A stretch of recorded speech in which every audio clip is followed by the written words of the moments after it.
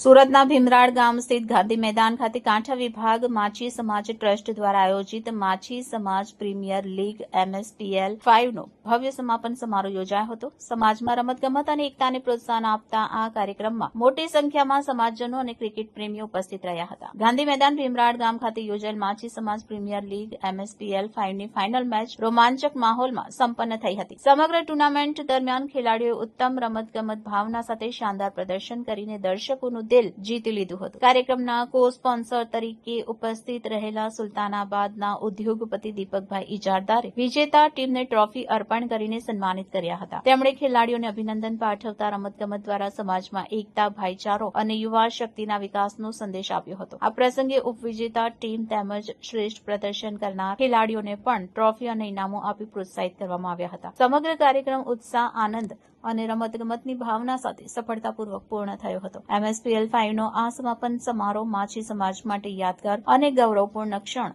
બની રહ્યો હતો।